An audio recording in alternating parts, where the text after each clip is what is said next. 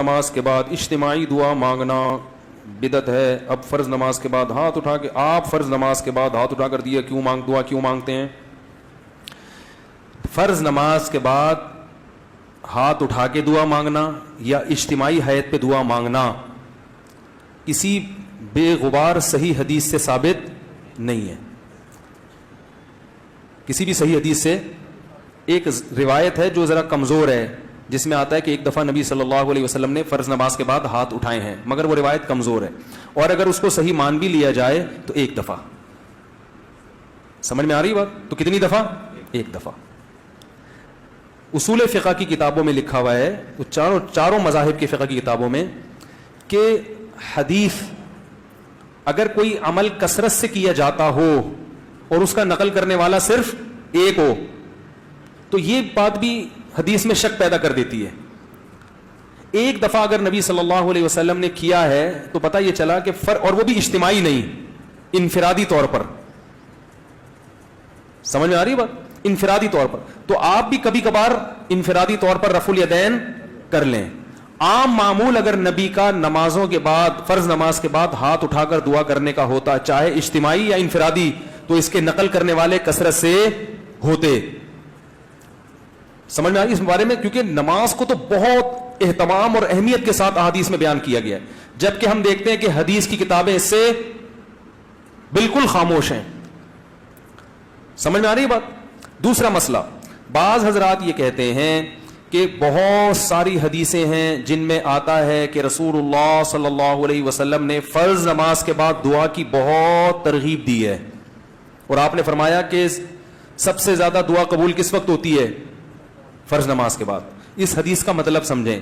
جب بھی ایک حدیث کو بیان کیا جائے گا دوسری احادیث کو سامنے رکھ کر. خود نبی اور صحابہ نے اس حدیث پر کیسے عمل کیا ہے؟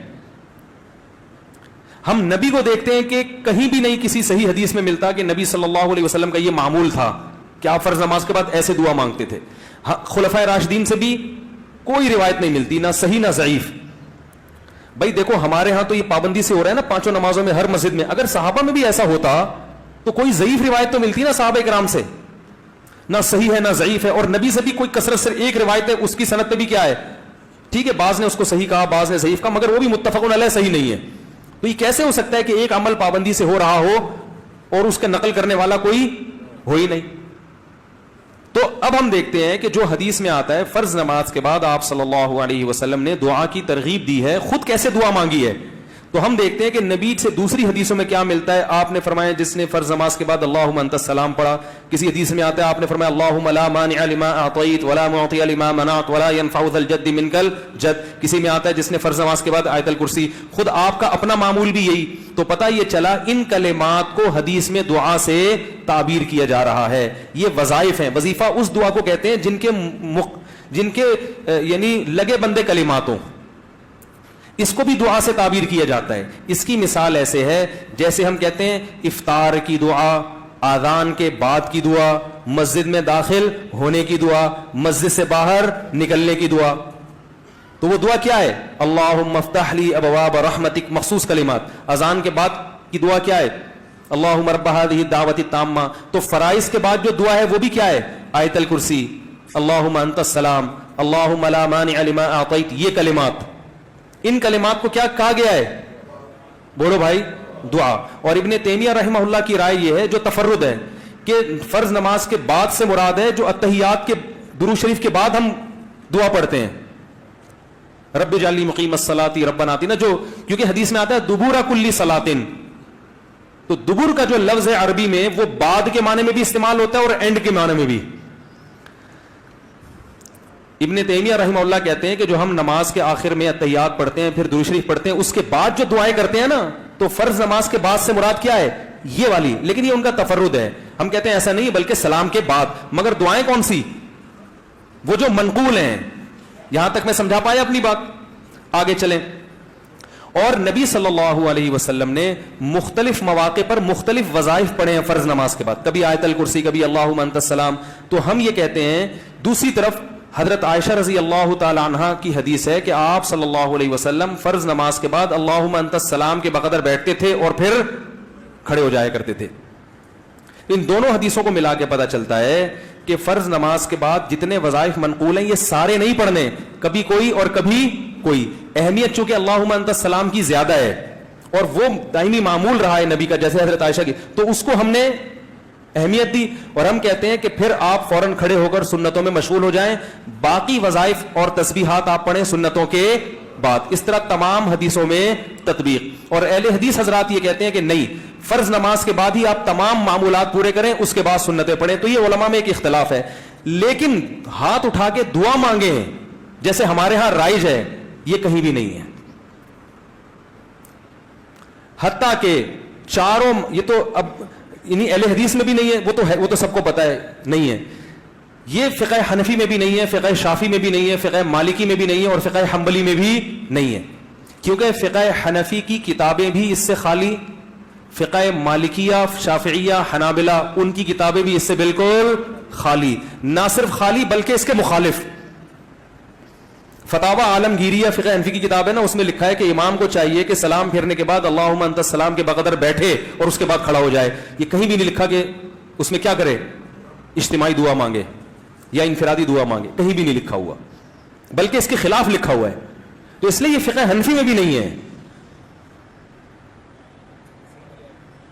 ہاں یہ ہمارے اکابر میں ایک چیز رائج ہو گئی ہے, ہمارے بزرگوں میں, جو ہندوستان میں بہت تیزی سے, بولو بھائی, پھیل گئی. جب رائج ہو گئی تو حضرت مفتی محمد شفیع صاحب رحمہ اللہ تعالیٰ کا اجتماعی دعا پر ایک رسالہ ہے, مفتی اعظم جو تھے, انہوں نے فرمایا کہ اب اس کو ایک دم ختم کرنے میں کیا ہے, فرمایا کہ اس لیے کسی مسجد میں اگر یہ دعا مانگی جا رہی ہے تو ختم کرنے پر اصرار نہ کیا جائے, کیونکہ فی نفسی ہی تو دعا کا موقع ہے نا فرض کے بعد.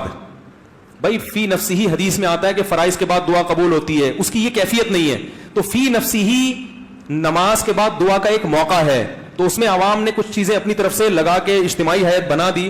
تو چونکہ ایک ہوتی ہے, ایک چیز کا سرے سے کوئی اصل ہی نہیں ہے, اور ایک اصل ہے مگر اس کی کیفیت منقول نہیں ہے, تو اس میں معاملہ تھوڑا سا کیا ہو جاتا ہے, اہون ہو جاتا ہے, کمتر ہو جاتا ہے.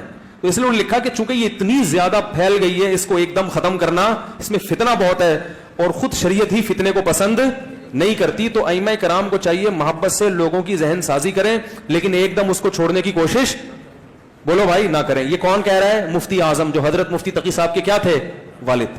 اس لیے کہ میرا جب یہ کلپ جاتا ہے نا, تو بہت سے لوگ میرے خلاف ایک طوفان کھڑا کر دیتے ہیں کہ یہ حنفی نہیں ہے, یہ پتہ نہیں, یہ تو بزرگوں ہمارے اکابر کے خلاف چل رہا ہے, تو پتہ نہیں کیا کیا لوگ بنانا شروع کر دیتے ہیں. تو ہمارے اکابر قرآن و سنت کے فالوورز تھے, لیکن اگر کسی اکابر نے کوئی چیز کر دی ہے تو اب یہ تو نہیں کہ اس کو آپ نے لازمی قرآن و حدیثی کے مطابق کرنا ہے کیونکہ ہمارے بزرگ نے کر دی ہے, ایسا تھوڑی ہوتا ہے. کسی بزرگ سے بھی تو خطا ہو سکتی ہے, بڑے بڑے علماء سے خطا ہوئی ہے. میرے شیخ و مرشد مفتی رشید احمد صاحب, جن سے میں اتنے سال بیعت کا تعلق رہا, تو ایسا الفتاوی میں ان کے بعض مسائل سے ہم نے رجوع کیا ہے. ہم نے کہا یہ حضرت کی رائے تھی مگر ہم اس سے متفق, بولو بھائی, نہیں ہے. تو اب اس کا یہ مطلب کہ ہم اکابر کو نہیں مانتے, اور ہمارے شیخ نے بعض چیزوں میں اپنے شیخ سے اختلاف کیا ہے. تو یہ تو علماء میں ہر دور میں چلا آ رہا ہے کہ امام ابو یوسف نے بعض چیزیں امام ابو حنیفہ کی نہیں مانی, تو کیا مطلب وہ امام حنیفہ کو ہی نہیں مانتے تھے؟ تو اگر بعض اکابر, سب نہیں, اگر ہم اپنے کسی بعض اکابر سے کوئی مسئلے میں اختلاف کر لیتے ہیں تو اس کا یہ مطلب نہیں ہے کہ ہم ان اکابر کو گمراہ سمجھنے لگے ہیں. بعض لوگ کہتے ہیں آپ کا علم زیادہ تھا, یہ ان علماء کا علم زیادہ تھا. تو میں ان سے کہتا ہوں آپ کا علم زیادہ ہے, مفتی شفیع صاحب کا علم زیادہ ہے نا. تو ایسا تھوڑی ہے کہ میرا تفرد ہے. تو حضرت مفتی شفیع صاحب رحمہ اللہ کی بھی رائے تھی. مفتی رشید احمد صاحب بھی بہت بڑے عالم تھے, حضرت مفتی شفیع صاحب کے نائب تھے وہ فتوے میں. ان کا پورا ایسا الفتاوی میں ایک رسالہ ہے کہ فرائض کے بعد رفع الیدین سے دعا نہیں ہے, پورا رسالہ لکھا ہے انہوں نے. تو وہ بھی تو ہمارے اکابر ہی میں سے ہی تھے. تو ہاں یہ کہہ سکتے ہیں کہ اکابر میں اس مسئلے میں کیا ہے, اختلاف ہے. تو ٹھیک ہے, آپ کو جس کی رائے زیادہ بہتر لگے آپ اس کی رائے کو فالو کریں, دوسرے کی رائے پر طنز نہ کریں. آپ کو اگر میری رائے غلط لگتی ہے تو آپ ان اکابر کی رائے کو فالو کریں, ہم پہ طنز نہ کریں. اور ہمیں اگر یہ رائے صحیح لگتی ہے تو ہم اس رائے کو فالو کریں. میں کبھی اس مسئلے پہ کسی دوسرے بزرگوں یا اکابر پر طنز نہیں کرتا. مجھے لوگ آ کے بتاتے ہیں کہ فلاں مسجد کے امام اجتماعی دعا کراتے ہیں, میں کہتا ہوں بھائی ٹھیک ہے, وہ اپنی رائے ہوگی ان کی, اس کی وجہ سے نہ اس امام کی توہین جائز, بلکہ میں تو یہاں تک کہتا ہوں میری مسجد میں بھی جب مؤذن صاحب پڑھاتے ہیں نماز تو وہ اجتماعی دعا کراتے ہیں. مؤذن صاحب میں نے کبھی آپ کو منع کیا؟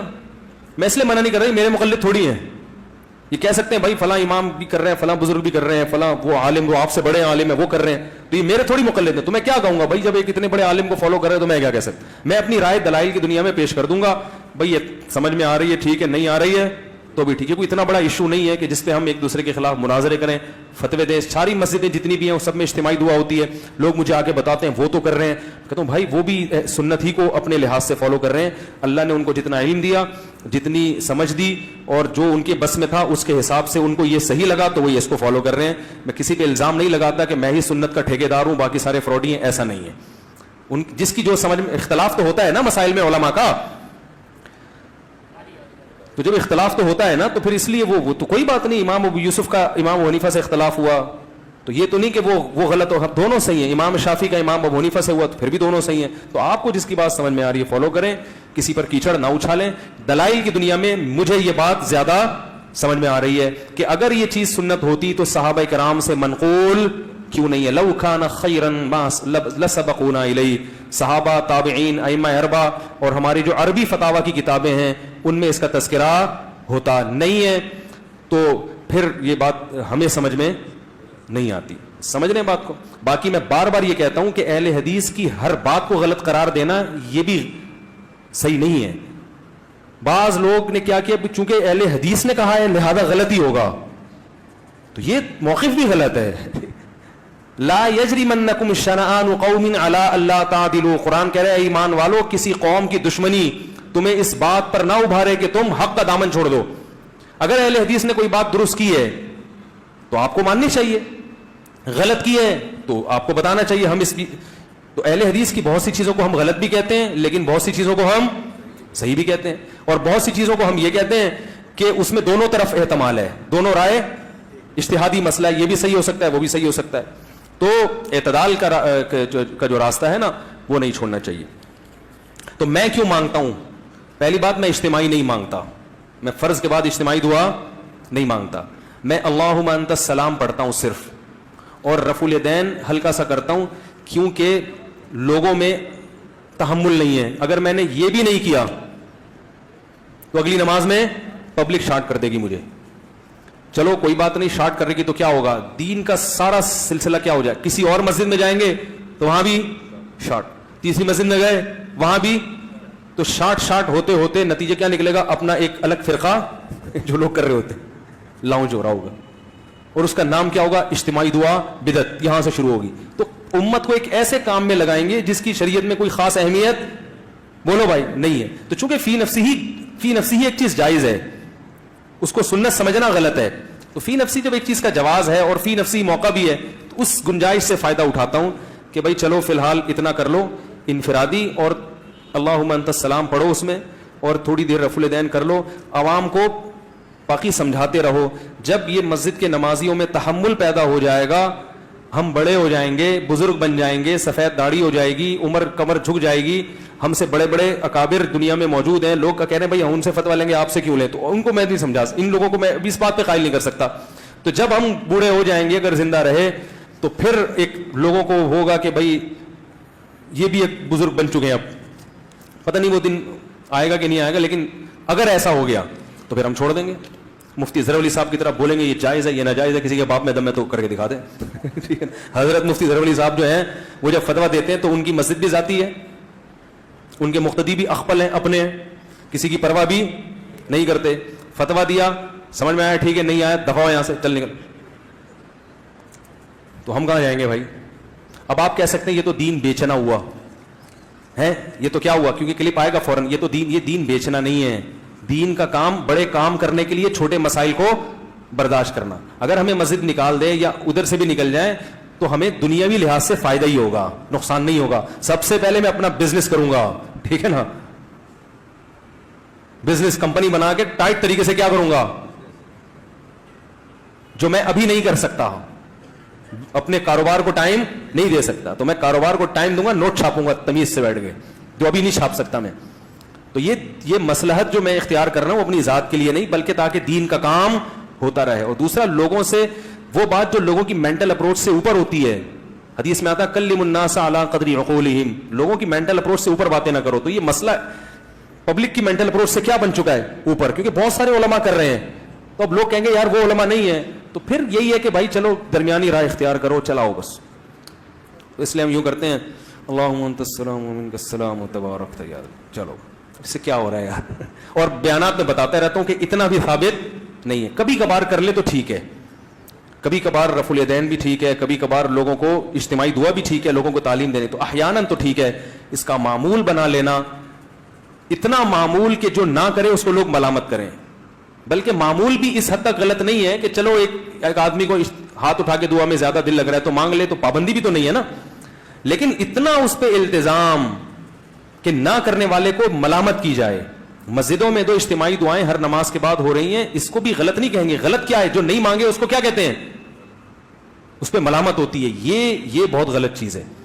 تو اس لیے اگر اہل حدیث کے ہاں نہیں ہوتی تو اچھی بات ہے, بیچارے ہمارے ہاں بھی نہ ہو. مفتی رشید احمد صاحب کے ہاں ہم نے کئی سال رہے ہیں, ایک نماز کے بعد بھی انہوں نے کبھی دعا نہیں منگوائی, کبھی بھی نہیں, اور رفع الیدین سے بھی دعا نہیں کرتے تھے. باقی پھر سنتوں کے بعد اپنی دعا مانگتے تھے گھنٹوں گھنٹوں.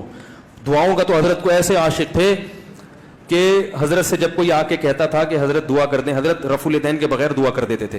کہتا تھا ہاتھ اٹھا کے دعا کریں. حضرت فرماتے تھے جب میں ہاتھ اٹھاتا ہوں تو پھر جلدی گراتا نہیں ہوں. فرمائے پھر میں کہتا ہوں جس کے دربار میں ہاتھ اٹھائے ہیں اتنا بڑا بادشاہ ہے, پھر تو وہ پھر ایسا ہی ہوتا. ہمارے حضرت جب دعا پہ آتے تھے اتنی لمبی دعا. ایک دفعہ حضرت نے نماز کے بعد لوگوں نے کہا دعا مانگے, حضرت نے کہا چلو تو بہت اصرار کر رہے تو مانگتے ہیں. سندھ میں تھے حضرت نے مانگ پھر ہاتھ اٹھا لیے. پھر حضرت کو تو دعا میں اتنا مزہ آتا تھا, گم ہو جاتے تھے, بالکل ایسا گم, پیچھے پبلک شاٹ, ایک بھاگا کھسکا, دوسرا کھسکا, تیسرا, ہوتے ہوتے آخر میں حضرت رہ گئے. اگلی نماز پڑھائی حضرت نے, کسی نے نہیں کہا, انہوں نے کہا بغیر دعا بغیر اجتماع کے ہی بہتر ہے. تو ہمارے حضرت کو دعا میں بہت لطف آتا تھا. جب دعا شروع کرتے تو بس ایک بیان میں حضرت جب بیان کرتے کرتے شاعری شروع کرتے اللہ کی محبت میں, اس میں حضرت کا جیسے میرا بیان ہوتے ہوتے شادیوں پہ ہے تو پورا ٹاپک چینج نا, ایک دم شادیاں شروع ہو جاتا ہے. تو ہمارے حضرت جب اللہ کی محبت پہ آتے تھے نا بیان کے دوران, موضوع کچھ اور چل رہا ہے, جہاں اللہ کی محبت آ گئی ٹاپک چینج, حضرت کا رنگ چینج ہو جاتا تھا. اور پھر جو اللہ کی عشق میں اشعار شروع کرتے, فرماتے ارے کدھر چلا گیا, یہ کہتے تھے, کہتے ہیں پھر مزہ ہی آ گیا, پھر وہی چلتا رہتا تھا. بڑا مزہ آتا تھا ہمیں بھی, کیونکہ وہ دل کی جو اللہ کی محبت کی جو چنگاری تھی وہ چہرے سے جھلکتی تھی, وہ بیان میں جھلکتی تھی. تو آج ہم جیسے خشک مولوی مارکیٹ میں پیدا ہو گئے ہیں, ٹھیک ہے, تو اہل اللہ سے مضبوط تعلق پیدا کریں, اس سے اللہ کی محبت کی چنگاری پیدا ہوتی ہے.